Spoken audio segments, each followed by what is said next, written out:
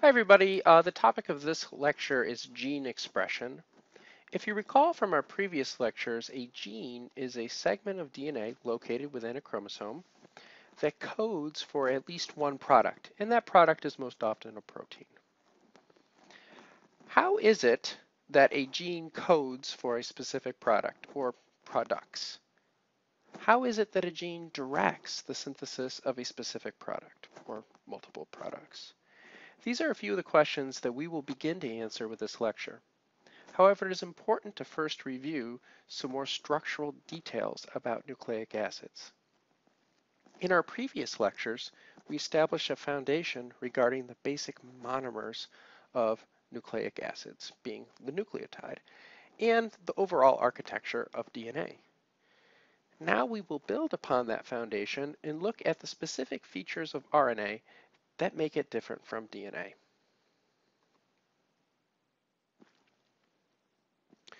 First, let's take another look at DNA, or deoxyribonucleic acid. Like all nucleic acids, DNA is a polymer or chain of monomers known as nucleotides. Each nucleotide is composed of a phosphate, pentose or 5-carbon sugar, and a nitrogenous base. And this shows RNA, but we're going to focus on DNA. All right. And if we see right here, within this DNA molecule, over here to the left, all right, this would be a single nucleotide within the molecule. This is a single monomer. Remember, DNA is a polymer, meaning it is a synthesis of many of these monomer nucleotides strung together in long chains, and actually in 2 chains because DNA is a double-stranded molecule, as we'll talk about soon. All right. So here we have the phosphate of the nucleotide, which is covalently bonded to a sugar. Okay, the pentose sugar is deoxyribose. All right.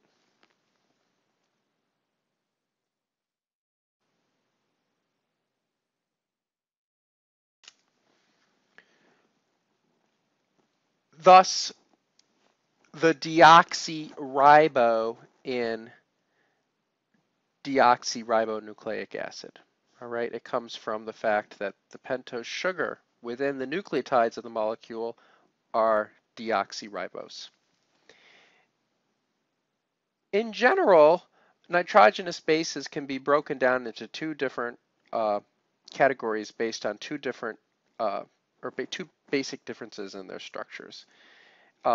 If you remember, some nitrogenous bases have 1 ring, while other nitrogenous bases have 2 rings. The 2-ring nitrogenous bases are called purines, while the 1-ring nitrogenous bases are called pyrimidines. Do you remember the useful way of memorizing this? Big molecule, small name, small molecule, big name. The 2-ring nitrogenous bases are relatively big molecules, and they have relatively small names, purines. The 1-ring nitrogenous bases are relatively small molecules, and they have relatively big names, pyrimidines. All right. Specifically, do you remember what the 2 purine nitrogenous bases found in DNA are? Right, adenine and guanine. Do you also remember what the pyrimidine nitrogenous bases found in DNA are?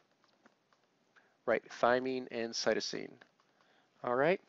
So right here, if we go back to our nucleotides, I kind of left off on our discussion of the basic structure of nucleotides. Sorry about that. Went right into nitrogenous bases. But if we go back here, let's connect this basic structure of a nucleotide with what we just talked about with nitrogenous bases. So this is the phosphate covalently bonded to the deoxyribose sugar, and then hanging off of each deoxyribose sugar, you have one of 4 different possible nitrogenous bases. So right here we have a 2-ringed nitrogenous base. Okay, specifically it's adenine. Okay, it's a purine. All right, and then here we have another nucleotide covalently bonded to this first nucleotide. All right. Here we got again have a phosphate a deoxyribose sugar, and then hanging off this deoxyribose sugar is the nitrogenous base guanine. Guanine also is double ringed. It is therefore a purine. All right. Below the first nucleotide we looked at, we have this nucleotide connected below it. Here is its deoxyribose sugar and its phosphate, and hanging off of its deoxyribose sugar is another purine, specifically adenine. There's its double ring. And then connected to that nucleotide, we have another nucleotide connected to it. Okay, there's its deoxyribose sugar, there's its phosphate, and then hanging off of its deoxyribose sugar, we have a pyrimidine nitrogenous base. In this case, it's cytosine. All right. So also recall, as I just alluded to, DNA is a double-stranded molecule. So this whole pattern of nucleotides connected to one another in long, long strands is repeated oppositely over here in a second strand. Okay? Within both of these strands, the nucleotides are covalently bonded to one another, as I just said, but they're covalently bonded to one another by special bonds. Actually, they're just covalent bonds, but they have a special name. All right? And again, within them, the nucleotides are covalently bonded to one another between the phosphate of one nucleotide and the deoxyribose sugar of an adjacent nucleotide. These covalent bonds that link adjacent nucleotides are what? Right, phosphodiester bonds, phosphodiester bonds. Okay, the alternating phosphates and deoxyribose sugars of adjacent nucleotides make up the backbone of the polymer. So you can see in this diagram here, the backbone of the polymer, so to say, okay, is kind of represented by these ribbons, right? And actually, let me change ink color right here to, let's see, since they're purple, we'll change it to purple. So you can see how the artist has basically drawn ribbons, superimposed ribbons over these alternating phosphate, deoxyribose, phosphate, deoxyribose, phosphate, deoxyribose, phosphate, deoxyribose, phosphate, deoxyribose, et cetera, et cetera, et cetera, okay? And these make up the so-called ribbons of this molecule, or the backbone of this molecule. When thinking about DNA as a twisted railroad track, they make up the rails, so to say, of the track. All right? The nitrogenous bases on a strand of DNA are covalently bonded to the deoxyribose sugars, as we just said, as is noted within the structure of individual nucleotides. In this way, they hang off freely off the rails of the metaphorical railroad track. All right? Both strands of the DNA molecule run anti-parallel to one another. All right. The two strands are lined up along their long axis, okay, meaning, okay, they're lined up along their long aspect, all right, the longest aspect of them, okay, and they're lined up parallel along that long axis. But they're facing in opposite directions. Therefore, we say that the two strands are actually running anti-parallel to one another. And the best way to appreciate this is by highlighting the nucleotides on the opposite strand. So I'm going to use a different ink color to do that. Let's do green. All right. So here you can see that the nucleotides, all right, are arranged in a slightly different orientation, where the phosphates are inferior to the sugars, the deoxyribose sugars on this strand. The phosphates are actually superior to the deoxyribose sugars on this strand. And how do we know that? Well, look at the way in which the pentagons of the deoxyribose sugars, the pentagon rings, are facing. All right, here they're pointing upwards, and down here you can see by opposite, they are pointing downwards. All right, so they're always pointing towards their respective phosphates, and in this case they're pointing upwards, and in this case the sugars are pointing downwards. All right, go back to the green. So here again, here's the next nucleotide on this strand, and the next nucleotide on this strand, and et cetera, et cetera. Here's this nucleotide all highlighted. All right. Do you remember how we keep track of the different directions that the strands are aligned? Right, we keep track of the direction of the strands by the order 3 to 5 carbons on the deoxyribose sugar. More specifically, the 3' and 5', the orientation of the 3' and 5' carbons on the deoxyribose sugars. All right, remember that all of the carbons within the deoxyribose sugars have numerical names or designations, all right, that are signified by the designation of prime, all right? The first carbon is the first prime carbon, and the second carbon is the second prime carbon, et cetera, et cetera. Okay, so for more information on this numbering scheme, please go back to the Chapter 2, Part 2 lecture. All right, but just again, that's how we designate and specify what specific direction the two strands are running in, and reiterate and represent the fact that they are in fact in opposite directions of one another. All right, so the two opposing strands of the DNA are connected by specific hydrogen bonds between the nitrogenous bases of the opposite strands.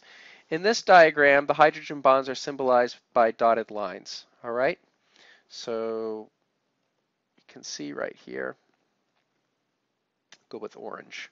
You see these dotted lines right here between these nitrogenous bases, right here, here, here, here, here. Okay.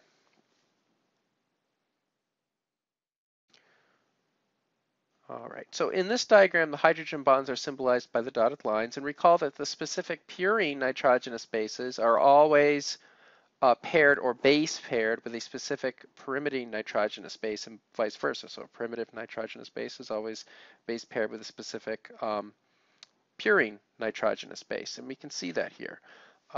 Here we have the pyrimidine cytosine, okay, complementarily base paired through specific hydrogen bonding with purine guanine. Here we see the purine adenine, specifically base paired through these very specific hydrogen bond interactions with the a pyrimidine thymine. Okay, same scenario here. Here we have the purine guanine complementarily base paired with pyrimidine cytosine. All right. These very specific interactions and alignments of specific nitrogenous bases is referred to as complementary base pairing. Complementary base pairing. Complementary base pairing. Okay, that's a term you should be familiar with, where it automatically triggers a basic understanding of what's being referenced. So specifically, the purine adenine is always complementarily base paired with the pyrimidine thymine, and the purine guanine is always complementarily base paired with the pyrimidine cytosine, as we just showed. When thinking of the DNA molecule as a twisted railroad track, again, the opposing complementarily base paired nucleotides are analogous to, or rather, not the nucleotides as a whole, but the complementary base pairs of nitrogenous bases are analogous to the railroad ties of the railroad track. All right, so let me show you. Let's reiterate, okay, where this artist's rendition of DNA versus the actual molecular rendition of DNA come from again. So let's go with, I want to change the ink color here.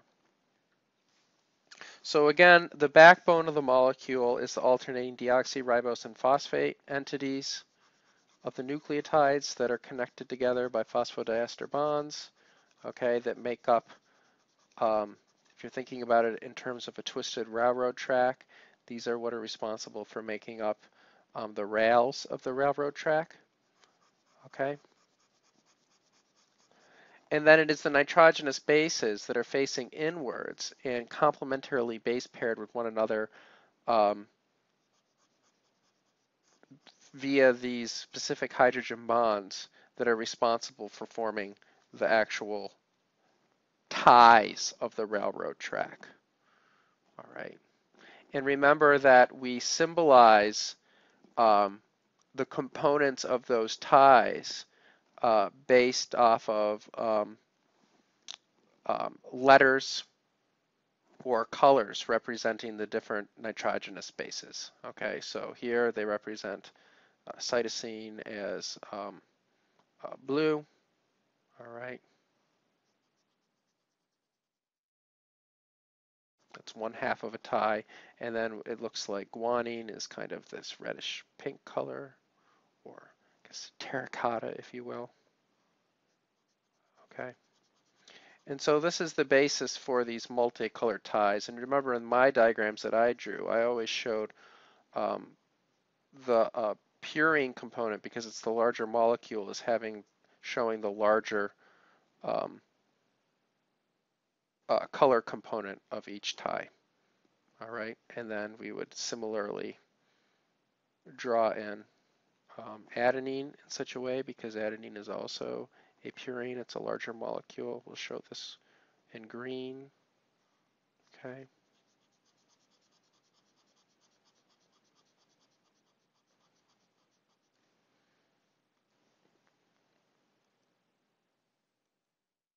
And we'll color in thymine. Okay, so here we have our railroad um, track rails in purple, the alternating phosphates and sugars, the backbone of the molecule, if you will.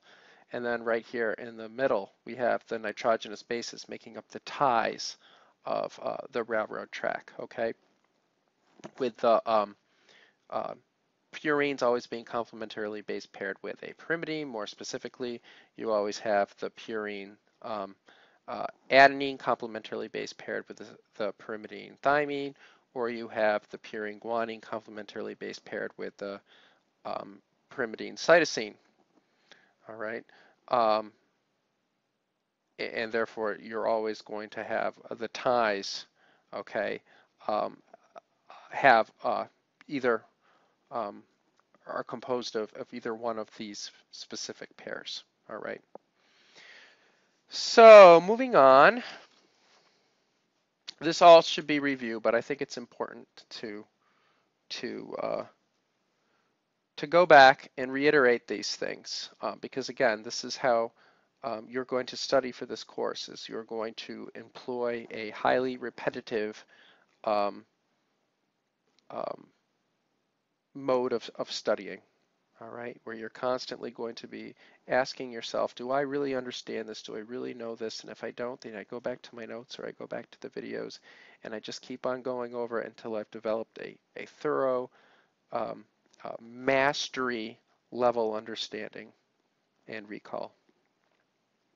Okay, so right now it's worth also recalling that the hydrogen bonds are not really bonds in the sense that covalent bonds are bonds. Hydrogen bonds are better described as interactions based on strong polarity or partial charges, if you will.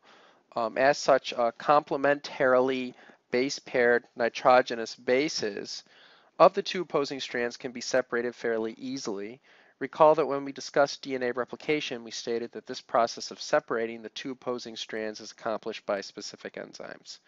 All right, so again, this strand and this strand can be pulled apart quite easily because these hydrogen bonds are very specific, but they're not as strong as covalent bonds, and so they can be pulled apart pretty easily. And then also when the two strands come back into perfect alignment with one another, the hydrogen bonds can just reform, and it can be all restored back to its normal self. All right? Okay.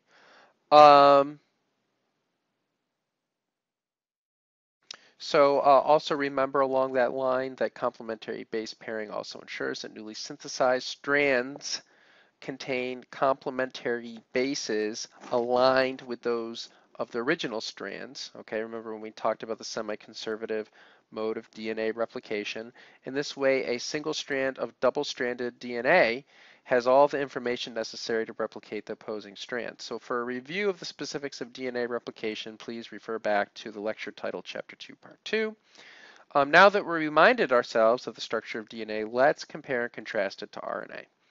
Okay, so just like DNA, RNA, or ribonucleic acid,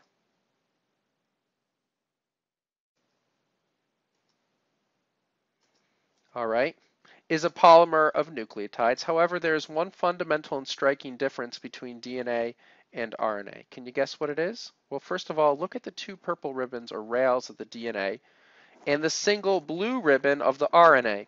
So what's the big difference? Right, RNA is single-stranded.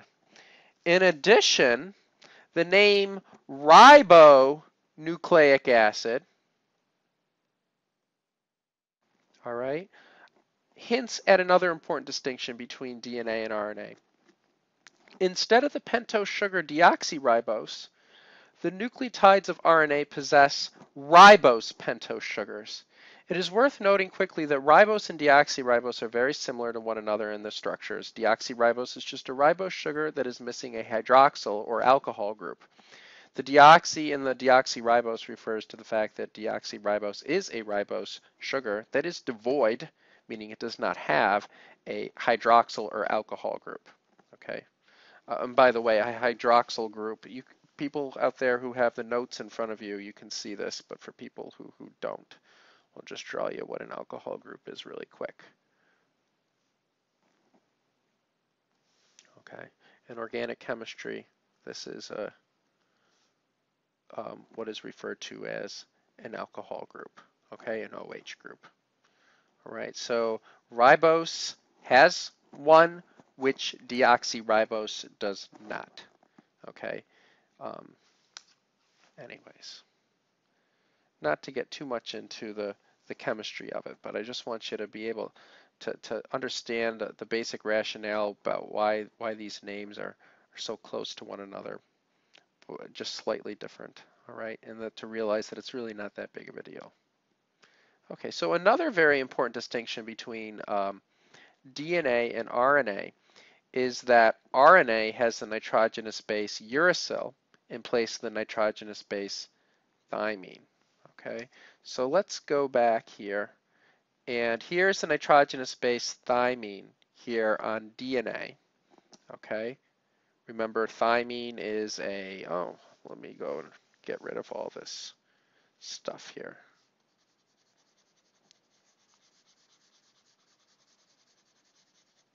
There we go.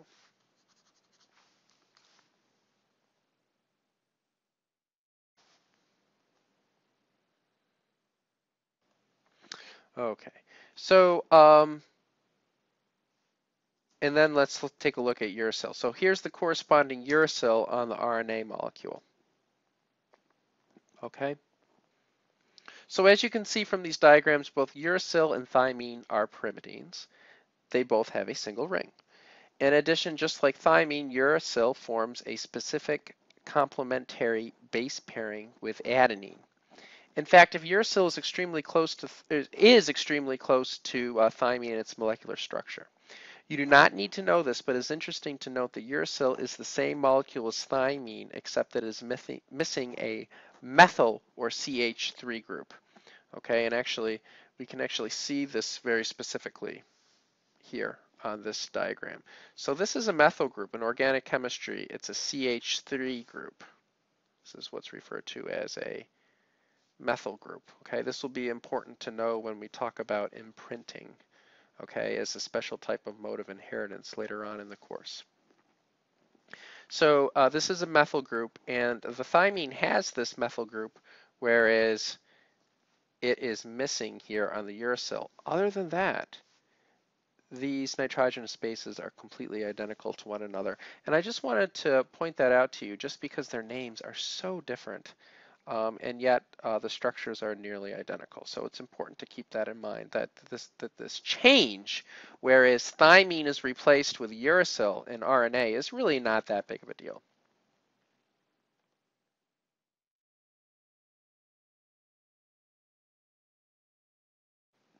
All right, so here are two other depictions of DNA and RNA.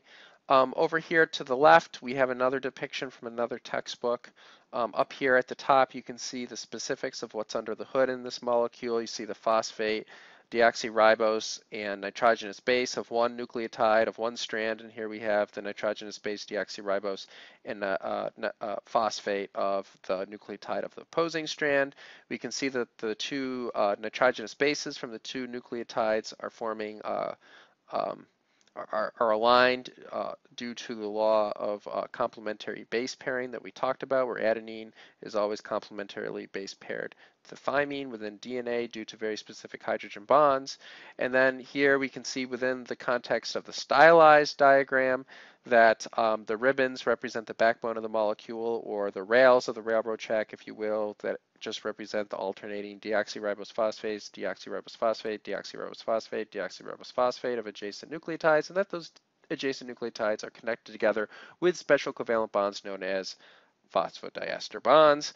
And the nitrogenous bases are just symbolized as simple blocks with certain colors and letters representing the specific nitrogenous bases that they represent. And we can see that specific nitrogenous bases are aligned with one another due to these very specific hydrogen bonds symbolized by the dotted lines. And that we have always and always the pyrimidine cytosine forming a complementary base pair with purine guanine, and that the purine adenine is always forming a complementary base pair with the pyrimidine thymine.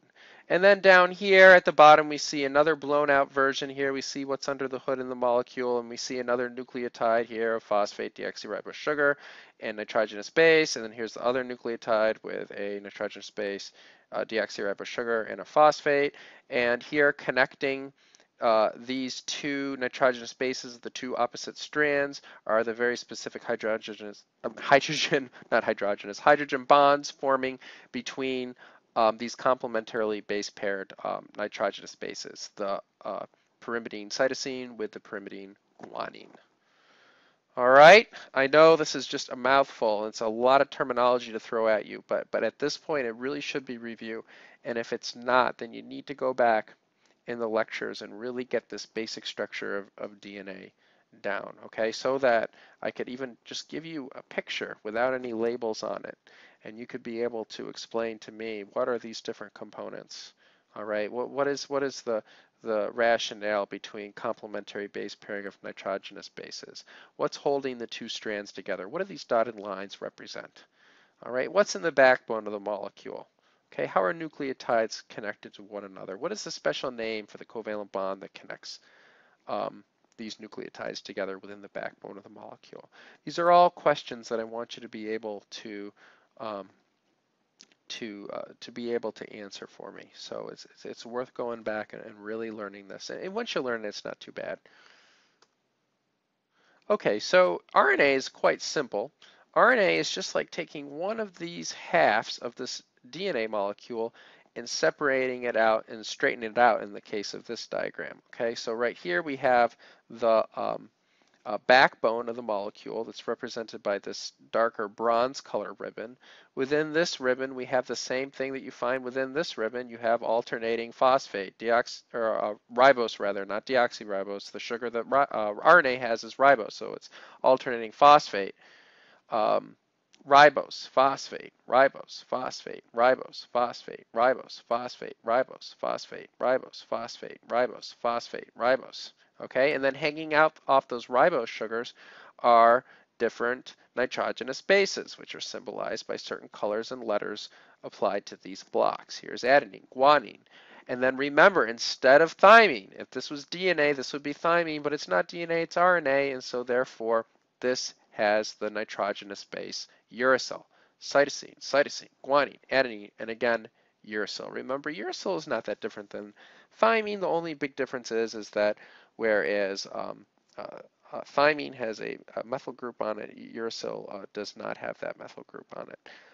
Other than that, they're both pyrimidines, and they have a nearly identical molecular structure to one another, albeit the fact they have very different names.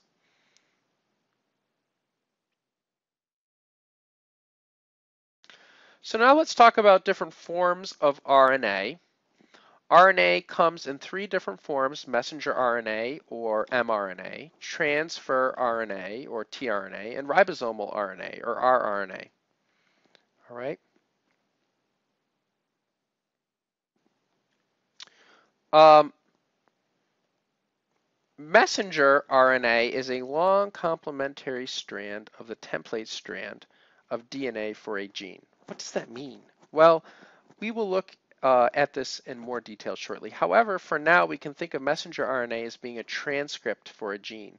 In show business, a transcript is a simple and temporary disposable copy of a play, show, act, newscast, etc. Transcripts by their nature are meant to be thrown away. The transcript for a gene, being messenger RNA, is a temporary and exact copy of the sequences of nucleotides within one strand, being the coding strand specifically, of the DNA that makes up a specific gene.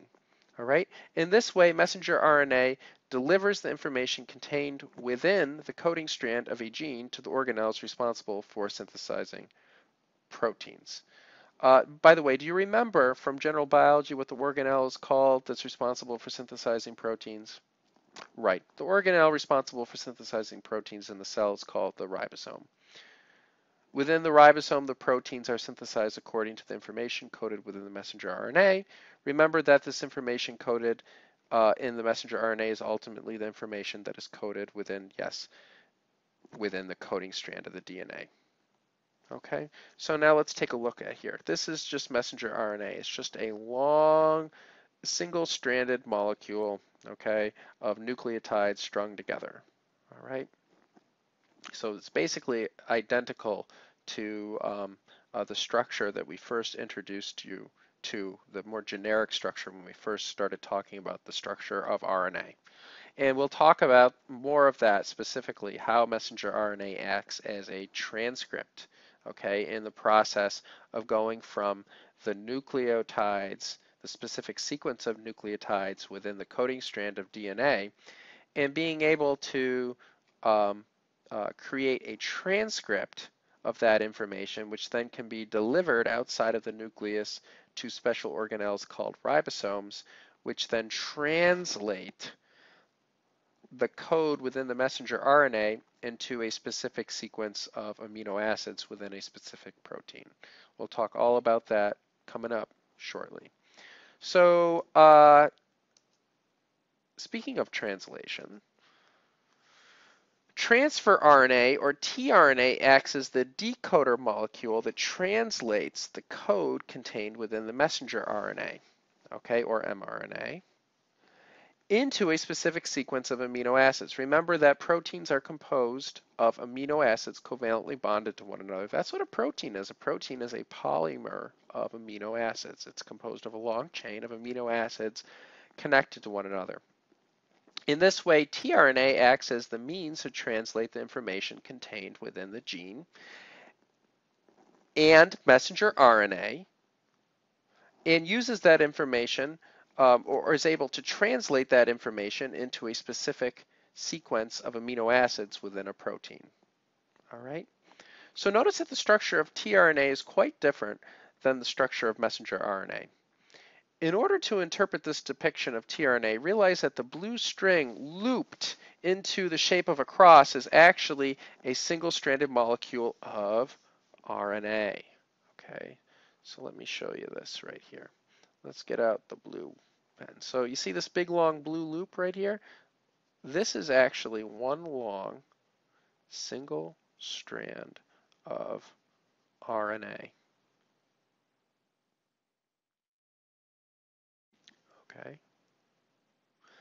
And it's interesting that this long single strand of RNA actually comes back and forms short little areas that have or short little double-stranded regions, okay, where it actually forms hydrogen bonds between its own nitrogenous bases, complementarily base paired nitrogenous bases of the same strand, and that's what's responsible for giving it this cruciform or cross-like shape. Okay, so that in blue is the actual RNA. So at one end of the RNA, 3 of the nitrogenous bases of the RNA are expanded for the sake of illustration. Okay, So here we just happen to have nitrogenous bases expanded out, U, A, and C, uracil, adenine, and cytosine expanded out for the purposes of illustration. But realize in reality there's other nitrogenous bases hanging off of this single-stranded um, um, RNA molecule. Okay. Again, these three nitrogenous bases of the RNA are expanded just for the sake of illustration. So these three nitrogenous bases are known as the anticodon. All right, we will discuss their significance shortly. At the other end of the tRNA molecule, there is an amino acid attached to it. All right. So at the other end, we have an amino acid, and it is a very specific amino acid. How do we know it's a specific amino acid? Because it has a specific number attached to it. In this case, it's amino acid number 1. All right. It is noteworthy to mention that the amino acid attached to the tRNA is matched with the anticodon, all right, at its other end. Okay. In other words, the sequence of the three nitrogenous base pairs, or the three nitrogenous bases rather, in the anticodon always says what type of amino acid the tRNA contains. Okay, and this is actually how the code in the messenger RNA is decoded into a specific sequence of amino acids. All right, it's the fact that you always have a very specific or you always have a specific tying between the amino acid and the anticodon on either opposite ends of the tRNA that is responsible for tRNA's role as being a decoder, all right, in the process of taking the message, the code within the messenger RNA and translating it within a specific sequence of amino acids. And we'll get into how all that comes together shortly. Okay, so finally there is ribosomal RNA or rRNA. This illustration of rRNA shows you what a complex form of RNA this is. rRNA actually makes up the scaffolding or the bones of ribosomes. Recall that ribosomes are the organelles responsible for the synthesis of proteins within cells. Ribosomes attach amino acids to one another in long chains because proteins are in fact just long polymers or long chains of amino acids connected to one another. 100 or so amino acids linked together by covalent bonds are called proteins. By the way, do you remember the special name for the covalent bonds that link together amino acids to form proteins? Are called those very specific names for the covalent bonds that attach amino acids to one another. Right, peptide bonds, peptide bonds, peptide bonds, okay? Also very, very important foundation of knowledge to have right there. Ribosomes are not made up of only rRNA, it should be mentioned. There are many proteins that are associated with the rRNA of ribosomes. Okay, so ribosomes themselves are not just rRNA, although they do make up a significant component in the basic overall scaffolding of the organelles. There's also a lot of different proteins, including certain types of enzymes, which facilitate very specific chemical reactions that are needed in the process of making a new protein, which we will go over shortly.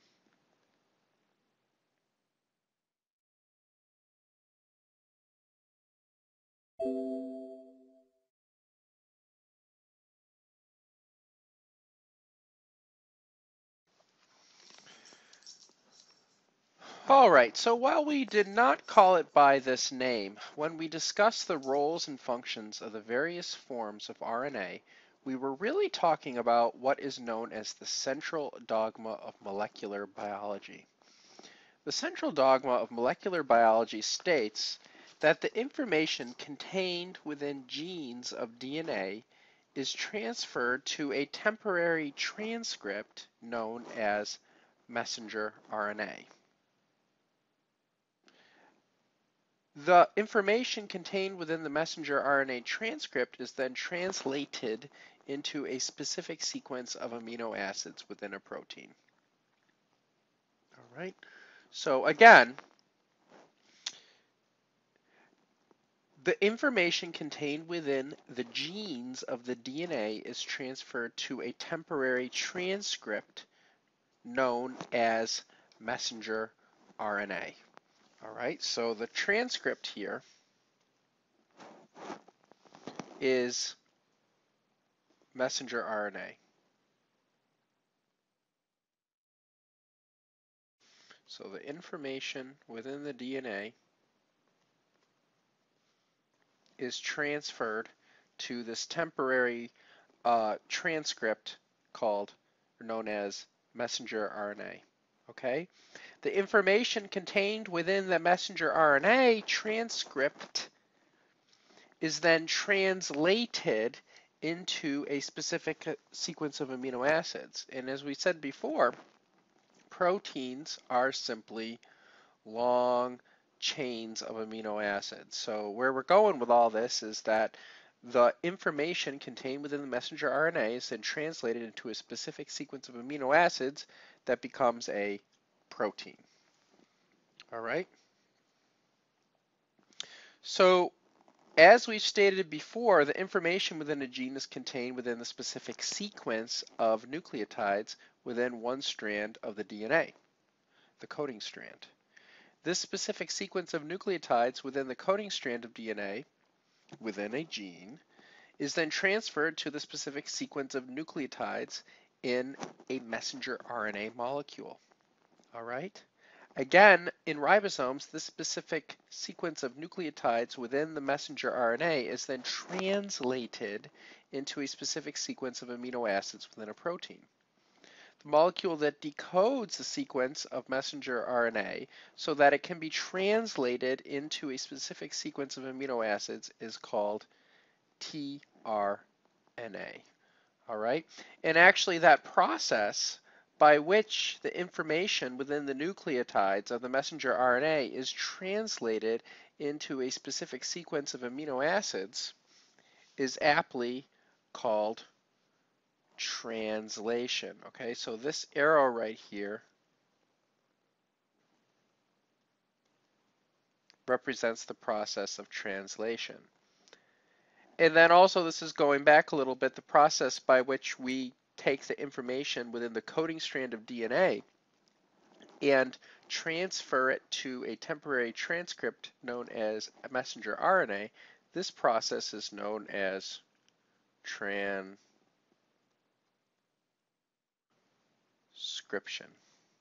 Okay, so first you have transcription of the information within the coding strand of the DNA within a certain gene, to the information located within the messenger RNA, aka the transcript, which is then translated, okay, by the help of transfer RNA, which we'll talk about soon enough, which acts as the go-between, the decoder between the information within the messenger RNA, all right, and the specific sequence of amino acids within the protein. This whole process by which messenger RNA, the information contained therein, that is translated into a specific sequence of amino acids, is termed translation. All right. So I know these same statements have been repeated several times. However, it is important to reiterate these concepts many times so that they can be incorporated into your working memory. As you study this material, you should continuously remind yourself of the facts and concepts and repeat them as many times as is reasonable.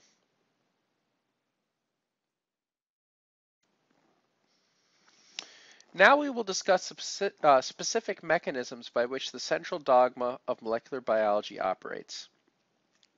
Here you can see a double helix depiction of the DNA molecule that we are all familiar with. Now let's take a specific segment within the DNA molecule and blow it up. Okay, this specific segment of the DNA molecule is meant to represent a single gene. All right, notice that this is the railroad depiction of the DNA molecule, okay, except that it's not a double helix form. All right. The tan ribbons of the picture represent the alternating phosphate and deoxyribose sugar backbone or rail of the molecule. Okay. The multicolored blocks in the middle, okay, are facing towards the middle between the two strands, between the two rails, so to say, represent the nitrogenous bases, okay, which are attached to the deoxyribose sugars of both strands. Notice that the nitrogenous bases have different letters on them. Furthermore, the different letters are always associated with specific colors. This diagramming scheme is, of course, meant to represent the different nitrogenous bases of DNA: adenine, thymine, guanine, and cytosine. It is also apparent that the adenine is always complementarily base paired with thymine, and guanine is always complementary base paired with cytosine. All right, so everything noted about this depiction of the DNA molecule should just be review. Now we are going to focus on some new aspects of this molecule. Okay, so within this unrealistically short gene, the strand on the left is called the template strand, and the strand on the right is called the coding strand. All right, so I'm going to write that in. Write that along with me. Okay, so this is the strand on the left is the template strand.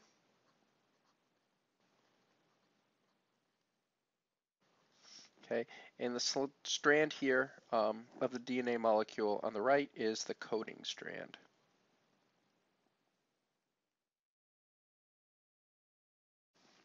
Okay, the rectangle right here, okay, enclosing the three nitrogenous bases guanine, adenine, and guanine represents the promoter.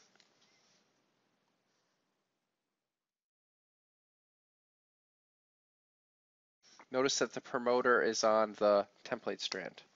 All right. Opposite the promoter on the template strand are three complementarily base paired nucleotides of the coding strand. Okay, so let's get a different ink color right here. Do this in purple. Okay, so here on the opposite strand, on the coding strand, we have the complements, okay, of these nitrogenous bases that make up the promoter. Okay, C, T, and C again. All right. These three nucleotides are known as a codon. Okay, a codon is simply three nitrogenous base pairs in a row on the coding strand of the DNA. All right. So a codon is simply three nitrogenous bases in a row on the coding strand of the DNA. All right. So the promoter, outlined in the black rectangle, that is, GAG or GAG for guanine, adenine, guanine, corresponds with the first codon of the coding strand. This codon is specifically referred to as the start codon.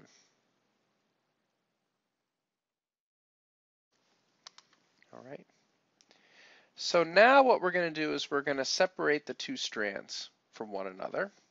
Okay, we'll go and erase all this stuff that I just put up here.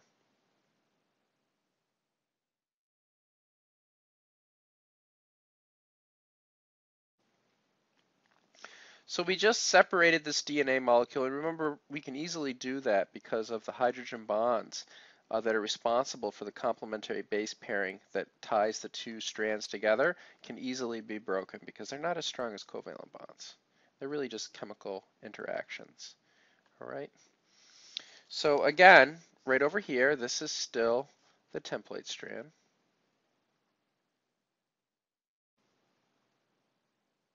Strand on the left is the template strand. The strand on the right is the coding strand.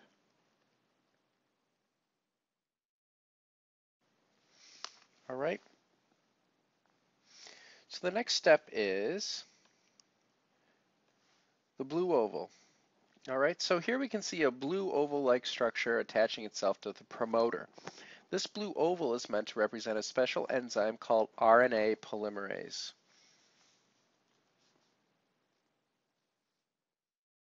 Okay.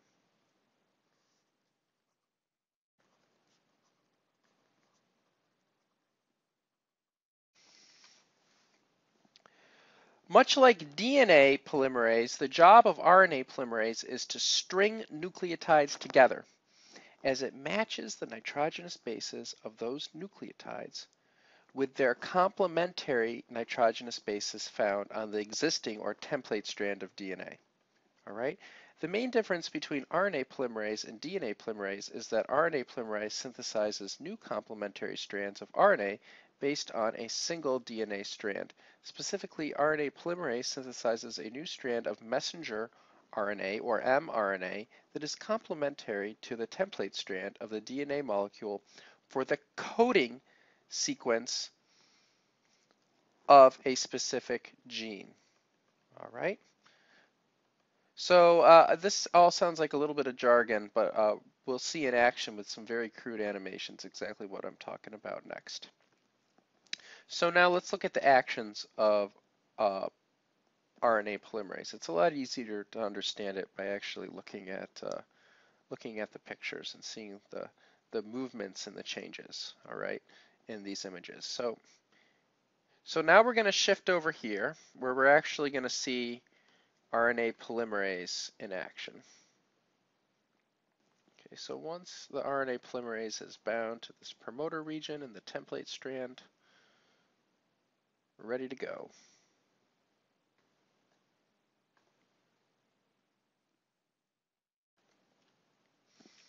Okay.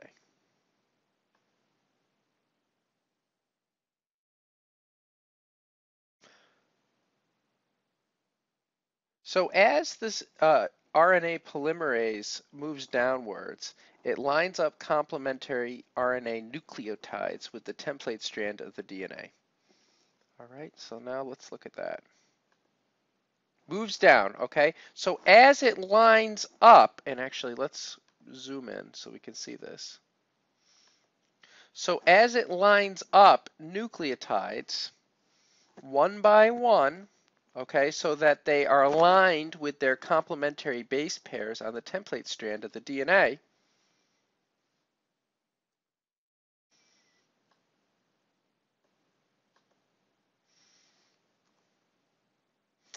All right, and so here we see the addition of one of these RNA nucleotides right here, okay?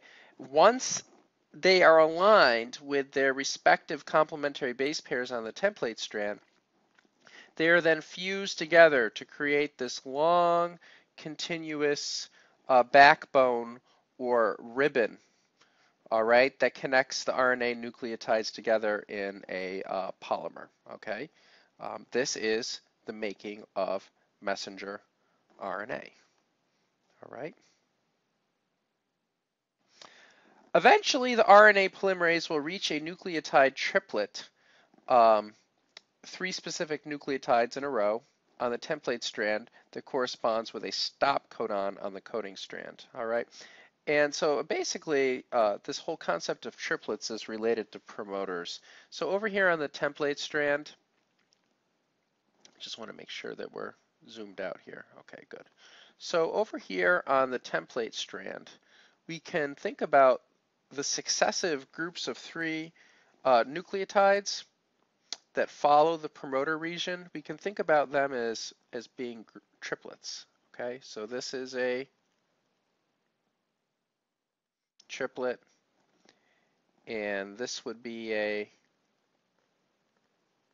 triplet, and then this is a triplet. Remember, this is all on the template strand.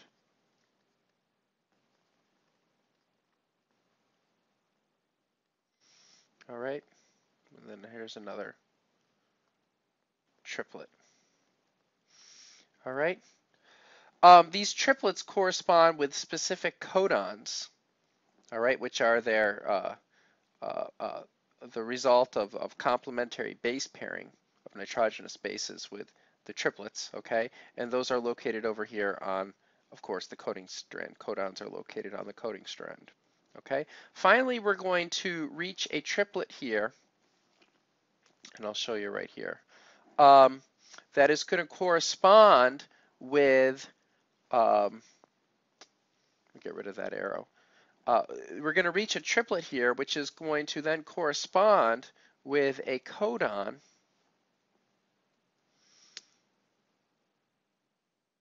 right here on the coding strand, okay? And this codon has a special role. It's called a stop codon. Okay, so when the RNA polymerase reaches the triplet associated with the stop codon on the coding strand, okay, the whole thing breaks apart. The messenger RNA separates. And you can see right here that the DNA polymerase flies out on its way, the messenger RNA flies out on its way, and then what happens is the coding strand anneals, meaning it comes back together again and aligns itself with the template strand and those hydrogen bonds, okay, that hold them together between the complementary base pairs of the nitrogenous bases on either strand all come right back together again, and we're back to the DNA molecule exactly as we started, except that now we have this perfect template, all right, that we just created from the template strand. Okay, so I want you to notice that the original double-stranded DNA molecule in the coding strand is the complement of the template strand. They are both glued to one another via specific hydrogen bonds between the complementary base pairs of the nitrogenous bases. All right. So now also notice that the messenger RNA molecule is also the complement of the template strand. Again, they are both glued to one another via hydrogen bonds between the complementary base pairings of nitrogenous bases. So therefore, the sequence of the nitrogenous bases of the coding strand are actually the same as the sequence of nitrogenous bases in the new messenger RNA. Okay? So again, what happens is again, the coding strand is the complement of the template strand. Everybody okay with that? All right. And we said before the messenger RNA is also the complement of the template strand. Therefore, the messenger RNA is also the complement of, or I'm sorry, the messenger RNA then is actually identical in its sequence of nucleotides of nitrogenous bases, more specifically, as the coding strand. Okay, so the messenger RNA and the coding strand have the same sequence of nitrogenous bases. All right, except that there's one important difference. All right, between the sequence of nitrogenous bases on the coding strand and the messenger RNA strand. So recall that instead of thymine, messenger RNA will have uracil. However, as we have discussed in the lecture, this is actually not a very big difference, right? Uracil and thymine at a molecular level, not very much of a difference. Very different sounding names, but molecularly speaking, not very different. So not something to lose sleep over. So recall that we previously stated that messenger RNA is the temporary, oh, and one thing, let's confirm that. It's easy to just, since we have such a simple model right in front of us, let's just go and I'll show you that this messenger RNA, okay, actually has the identical sequence sans the thymine and replace the thymine with the uracil. Okay, so over here, if you look at the way that these two strands, original strands, the template strand and the coding strand of the DNA match up. Okay, so this used to be over here, this adenine used to be over here, this cytosine used to be over here with the promoter, this thymine used to be over here with the adenine on the promoter, this cytosine used to be over here with the guanine on the promoter. All right, and so now, right here, we are starting with the regions that correspond with the newly growing messenger RNA molecule. Okay, so you can see that they match up as far as adenine goes to one another. And then here, of course, as I said, they basically match up, except that instead of having a thymine, the messenger RNA has a uracil. And then right here, the arrow is in the way, so we can't really see. But anyways, right here you can see the two cytosines match up with each other as well. All right, and if we go and we look at this molecule here, all right, you can see that this guanine here matches up with this guanine on the DNA coding strand. This adenine matches up with the adenine on the DNA coding strand. This guanine here on the messenger RNA matches up with the guanine on the coding strand. This cytosine here on the messenger RNA matches up with the cytosine here on the coding strand. And again, here we do the switch. This uracil on the messenger RNA matches up, of course, with the thymine on the coding strand, and then we have two adenines in a row, just as we have two adenines in a row on the coding strand. Okay, so here we prove that the messenger RNA is actually the same sequence of nitrogenous bases as the coding strand, all right, for this specific region of DNA that makes up this gene. All right.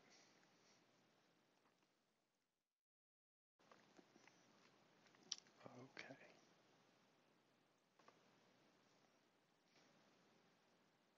Sorry, just getting a little bit ahead of ourselves there. Okay. So one thing I want to go over before we move on to the big picture is recall that we previously stated that messenger RNA or mRNA is a temporary form or transcript of the information coded within the DNA molecule. Okay, so while that information is contained within the sequence of nitrogenous bases on the coding strand. Okay, and we just concluded that. All right, so now we move on to translation. All right.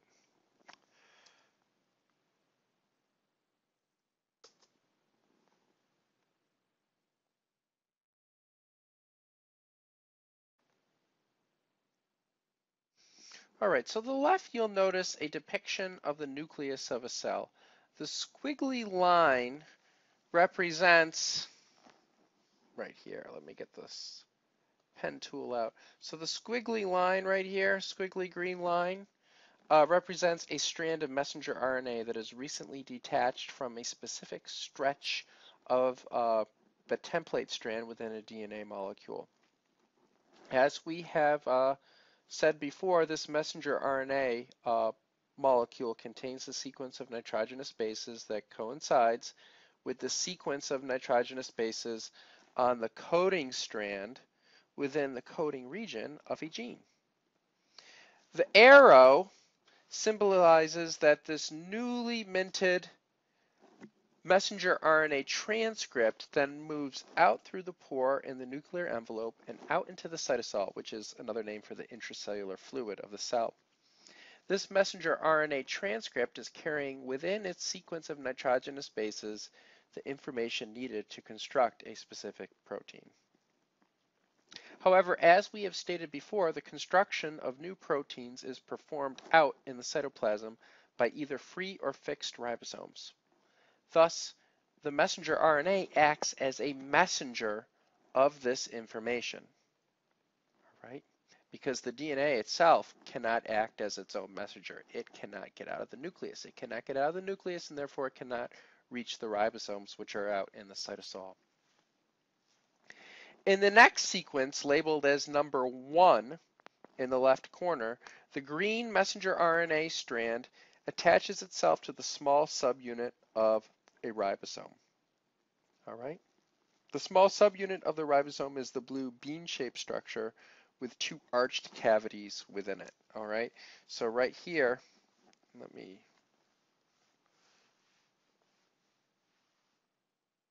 change the color here. So we don't change the color of the ribosome. Okay, so this is the small subunit of the ribosome right here. Okay, and you'll notice that the small subunit of the ribosome has these two empty arch-like structures within it. Okay, and actually the name of these arched cavities are binding sites. And that comes to be important very soon.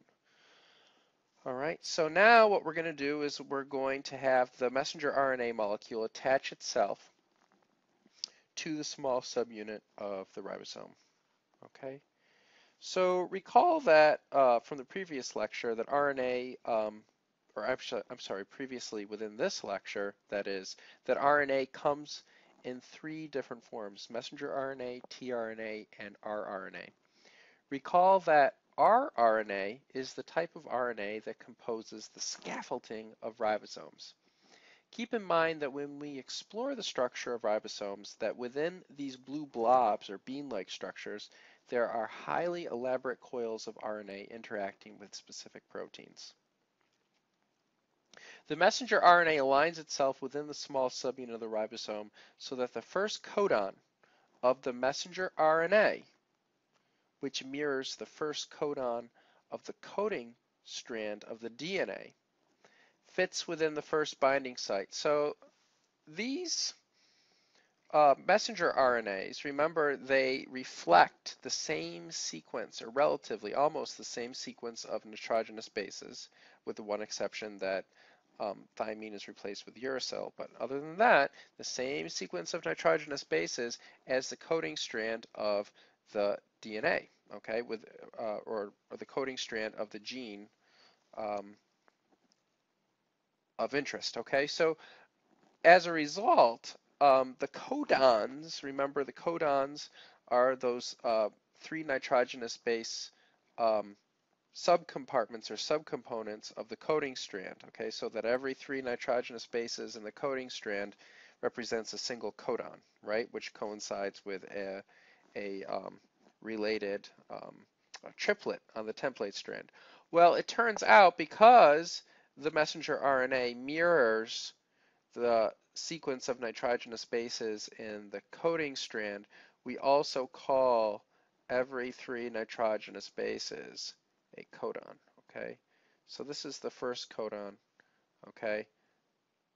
Okay, call this the first codon, and then this right here, this next sequence of three nitrogenous bases on the messenger RNA is the second codon, okay? And then the next three is the third codon, etc. Okay, and the reason that we call them codons, it has to do with the same concept of the codon in the coding strand of the DNA. And if you need to go back and review that, what we mean by codons in the coding strand of the DNA, please, take the opportunity to stop the video and go back and review that.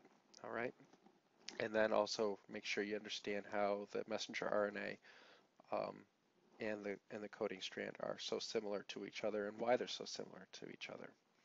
Okay, so the messenger RNA aligns itself with the small subunit of the ribosome so that the first codon of the messenger RNA, which mirrors the first codon of the coding strand of the DNA, fits within the first binding site. Okay, so right here,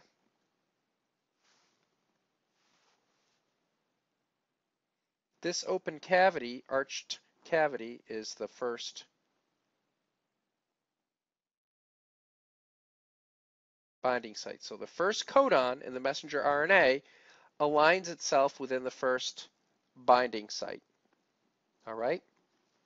This beginning codon, the first codon, or otherwise known as the start codon, just as it is within the coding strand of DNA, attracts a specific anticodon of a tRNA molecule. So what's an anticodon?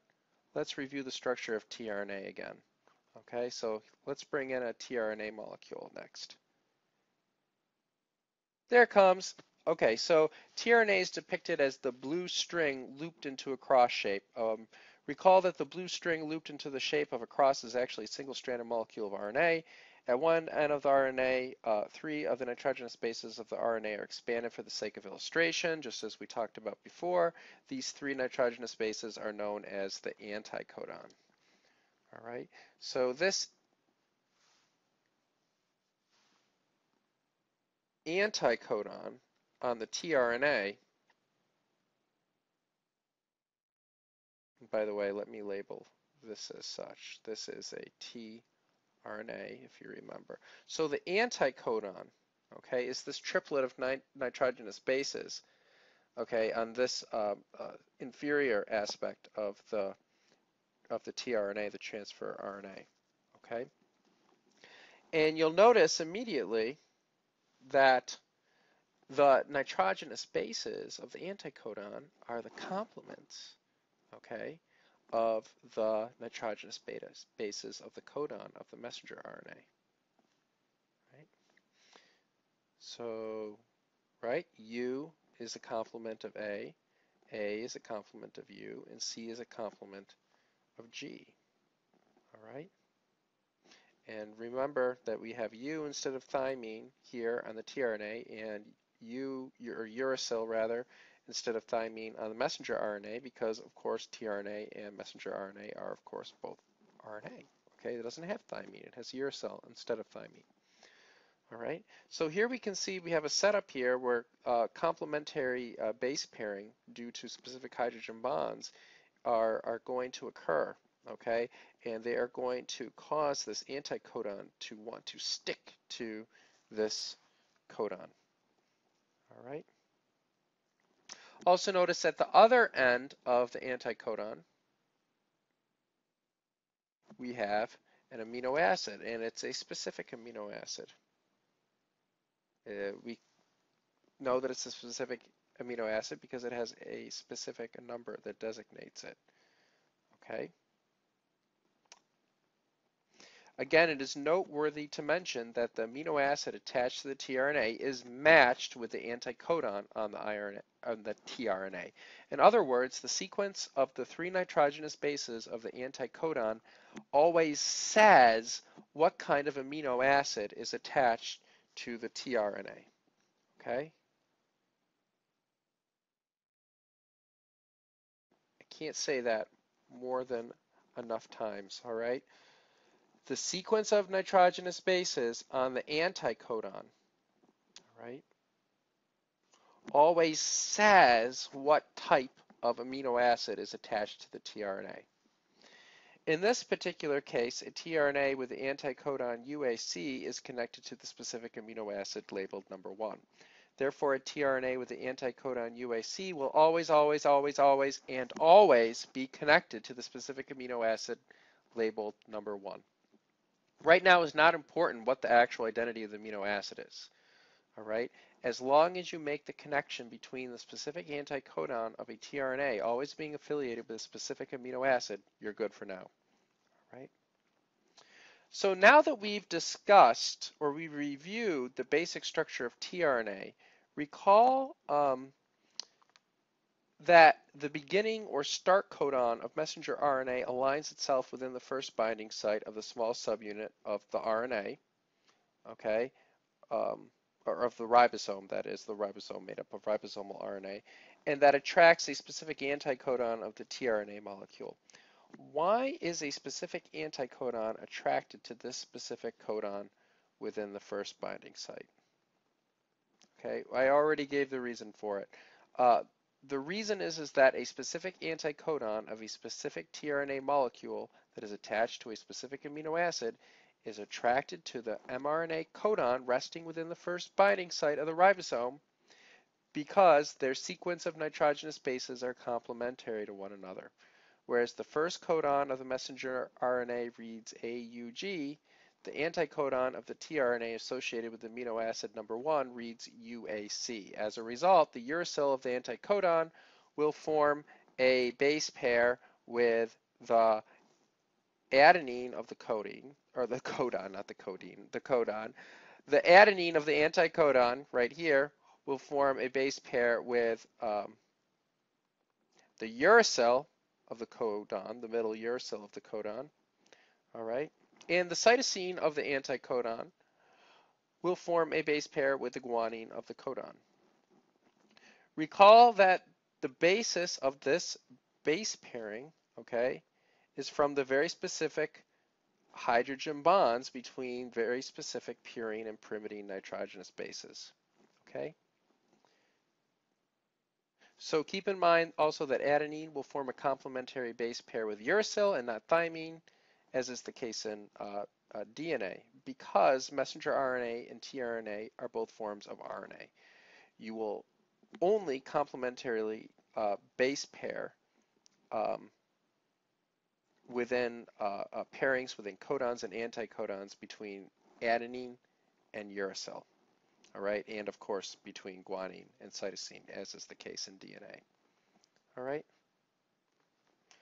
So sequence number 2. Sequence number 2, designated by the red 2 in the upper left corner, shows that after the first tRNA has attached to the first binding site of the ribosome, a second tRNA finds its way into the second binding site. Okay, the second binding site is the second empty arch in the small subunit of the ribosome. All right, let me make that clear. Okay, so right here we have the second binding site of the small subunit of the ribosome.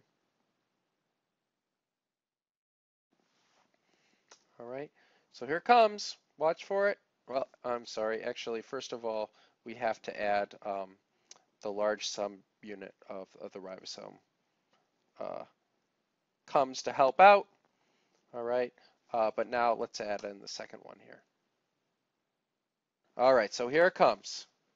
Okay, so here comes the second tRNA, and it's coming for the second binding site. Okay. Again, the second tRNA has a specific anticodon, which is GGC, that corresponds with a specific amino acid. In this case, it's numbered amino acid number 2. The second tRNA is attracted to the second binding site of the ribosome as the second codon of the messenger RNA forms complementary base pairs with the anticodon of the second tRNA. Notice that the second tRNA is cemented into place within the second binding site. The larger subunit of the RNA attached to the smaller subunit attaches itself. All right. So basically, this is coming out of shift a little bit, or it's a little bit out of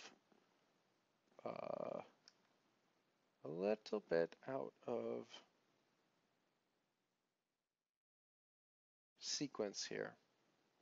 All right. So the second, or the large binding site, or the large binding site, the large subunit of the ribosome, okay, which is symbolized right here.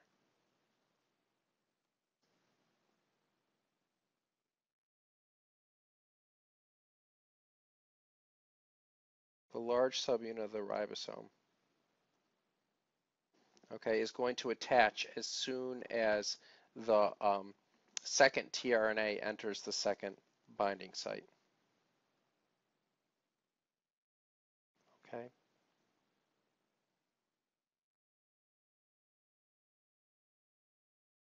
So the larger subunit is symbolized by the inversed blue dome that is attached to the smaller subunit of the ribosome. On the following slide, the steps in translating a sequence of codons into messenger RNA, the steps in translating a sequence of codons on messenger RNA into a sequence of amino acids and proteins continues. So this whole process here of translating the messenger RNA transcript into a specific sequence of amino acids and a protein continues on. All right. So sequence number 3 begins with both tRNAs occupying the first and second binding sites of the smaller subunit of the ribosome. In addition, the larger subunit of the ribosome is attached and ready to help facilitate some chemical reactions. When both binding sites of the smaller subunit of the ribosome are occupied, the larger subunit of the ribosome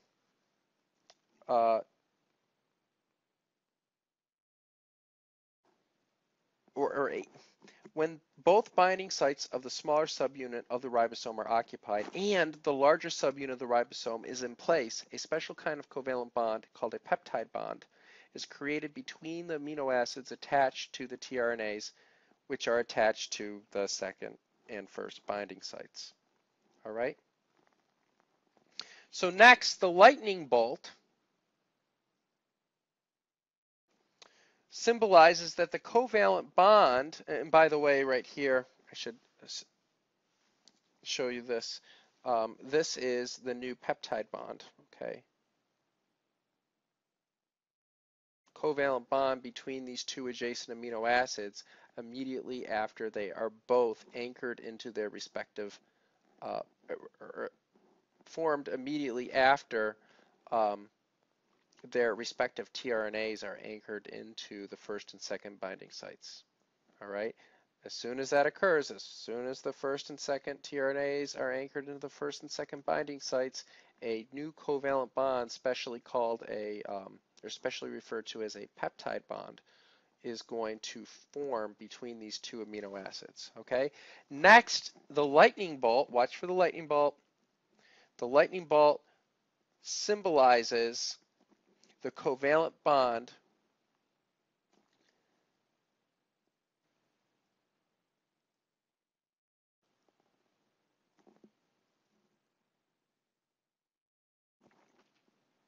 Next, the lightning bolt symbolizes that the covalent bond that attaches amino acid number 1 to the tRNA in the first binding site is broken. Okay, so this covalent bond right here that connects amino acid 1 to its respective tRNA is about to leave. It's about to go. Okay, so watch there. You see that? It's gone now. All right, so as soon as this peptide bond is formed, okay, this large subunit, I know it looks like it's way down here, but it's working its magic up here, okay, in reality. It cuts this bond that connected the first amino acid to the first tRNA. All right, okay. So now amino acid number 1 is only attached to amino acid number 2. It's not attached to the tRNA that originally came into the scene with. So now let's focus our attention to sequence number 4. Okay? Once these chemical reactions are facilitated by the larger subunit of the ribosome, okay, the entire messenger RNA strand shifts over to the left. All right? And this arrow is misleading, by the way. So what happens is the entire messenger RNA shifts over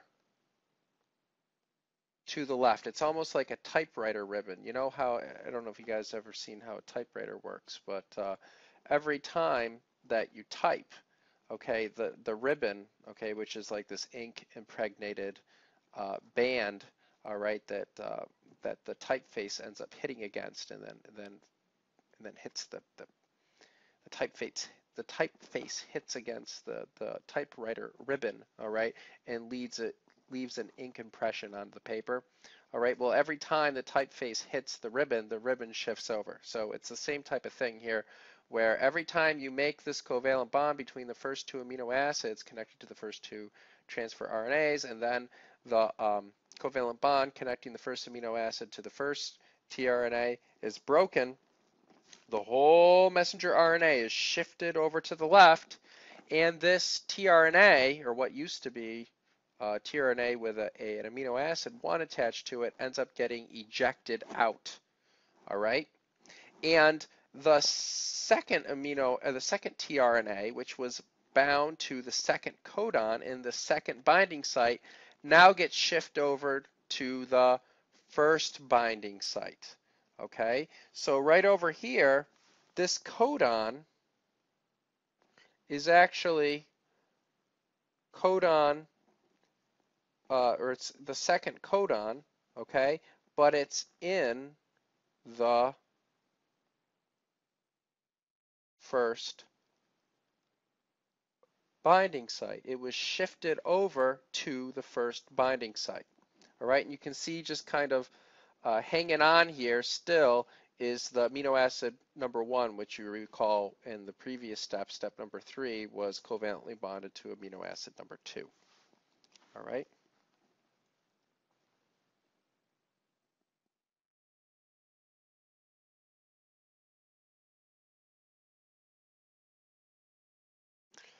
So at the same time, the second codon of the messenger RNA is dragged into the first binding site of the ribosome. We just talked about that. The tRNA attached to the second codon ends up being dragged with the second codon into the first binding site of the ribosome, as we just mentioned.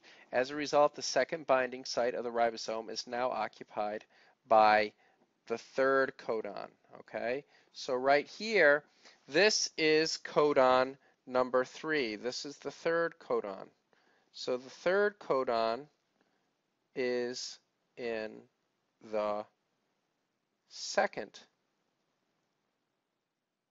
binding site now. All right?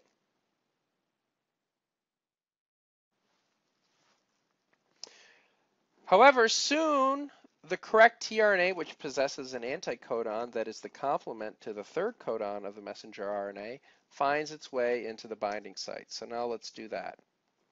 Where's that third tRNA? There it is. There's the third tRNA, and it has an anticodon on it, right? Which corresponds with the third codon. All right, and what's it going to do? It's going to find its way right into there, okay? Let's do that. Okay, and so as soon as it finds itself into that crevice, we are going to form a new peptide bond between amino acids 2 and 3. All right, and if you remember, based on the pattern of what happened before, what's the next step? That's right. Watch for the lightning bolt. Here it comes. We're now going to break the covalent bond connecting the second amino acid to the second tRNA. All right.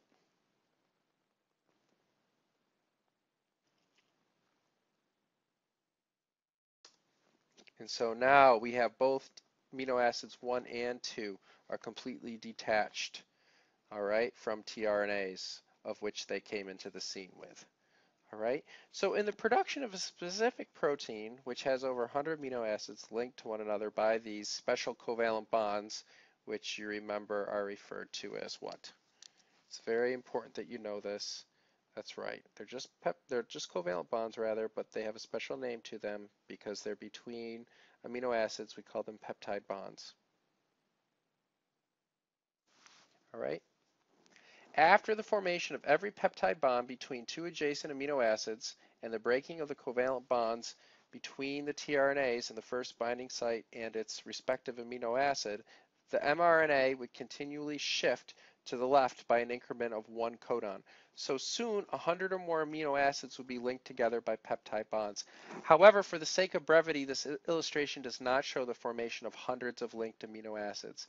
Okay, so this whole process we just went over, okay, in steps 3 through 4, it just kind of continues happening over and over and over and over and over and over and over and over again, okay, until finally you churn out a whole string of pearls, so to say, of 100 of these amino acids, all right? But in this diagram, we end prematurely. Instead, the process of constructing a new protein is ended early with the formation of only a 3 amino acid polypeptide. Remember, if you only have, 3 amino acids strung together, that's not actually a protein technically. It's what's referred to as a polypeptide. All right. So the entire process of constructing a protein is ended abruptly when a special codon on the messenger RNA called a stop codon, which by the way corresponds with the stop codon on the coding strand of the DNA, when this special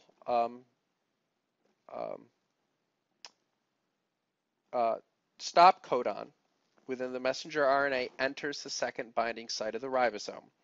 Okay, this whole process is brought to a halt. So first, the amino acid attached to the tRNA that corresponds with the stop codon is added to the growing amino acid chain. Then the bond connecting the last amino acid to the tRNA, which is attracted to the stop codon, is broken. The entire amino acid chain, meaning what will become the protein, is released from the ribosome.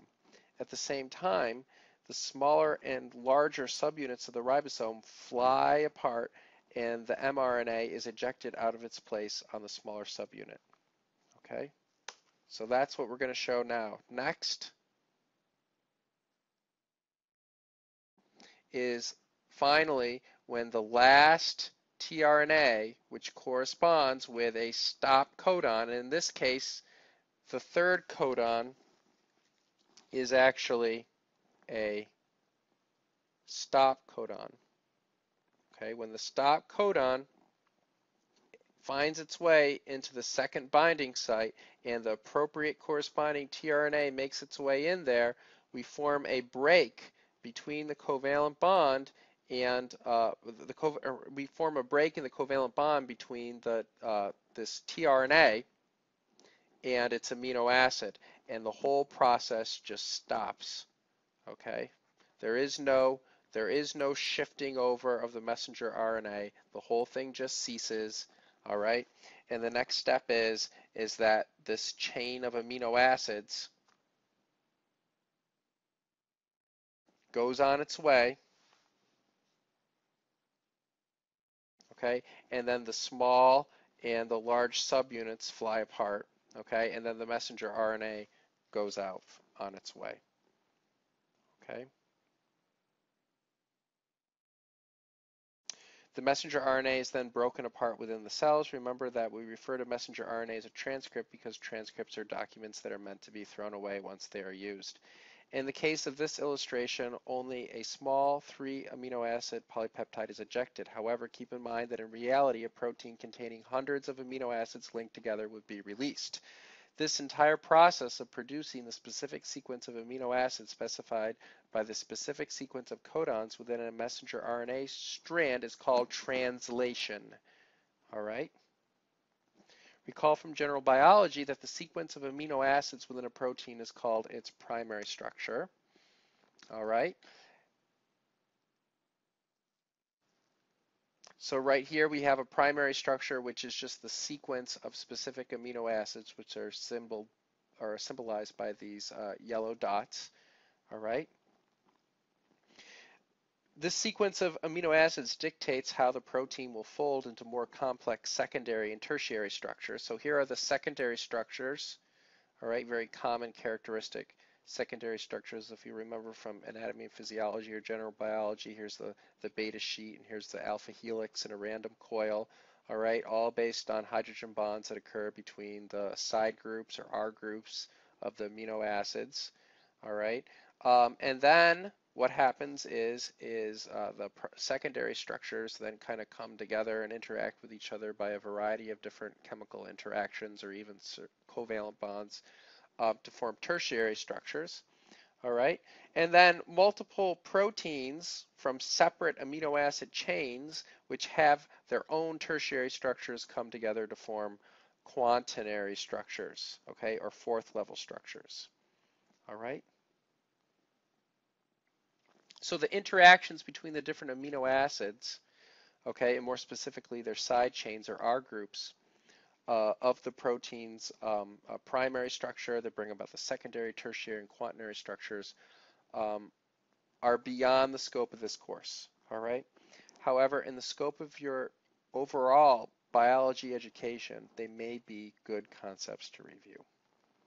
All right, but for this class, we're not going to hold you accountable for any of this stuff as far as what happens to the proteins after they detach from the ribosome. So we just won't be getting into that.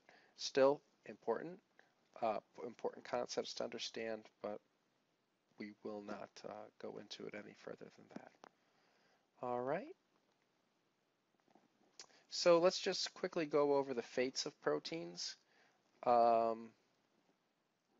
Okay, so if a protein is synthesized upon the free ribosomes, the protein will be released into the cytosol.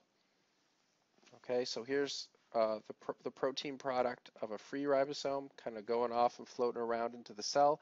If the protein is synthesized upon a fixed ribosome, okay, it will be released within the lumen, okay, or central cavity. Lumen is just a word for a central cavity, right? Great biology and medical word to familiarize yourself with, lumen, L-U-M-E-N. All right, so these proteins that are synthesized on the fixed ribosomes are injected into the lumens, that is, L-U-M-E-N, of the rough endoplasmic reticulum, okay, where the proteins are further processed, okay,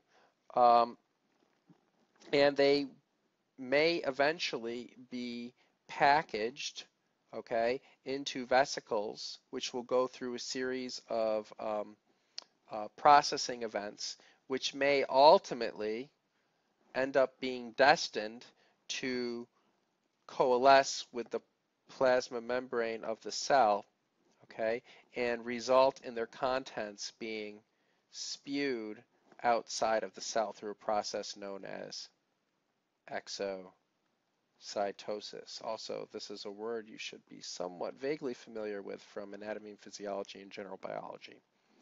Okay? Or sometimes these proteins can be embedded within the plasma membrane, or not the plasma membrane, but within the membrane, okay, of these vesicles, and as a result, they become permanently embedded as integral membrane proteins within the plasma membrane as these vesicles merge with the plasma membrane. All right. So eventually, some of these proteins are destined to be stuck inside of the cell, and the other ones are on an overall route to be excreted outside of the cell through a process of exocytosis or to be embedded within the plasma membrane. All right, so that's the big picture of all of this, is after we go through all of this complex processing and making a specific protein, okay, from a very specific sequence of nucleotides within DNA, we actually want to use the proteins to do some type of work, to serve some type of purpose either inside of the cell or outside the cell. And that's the end. And I will see you soon when we talk about gene splicing.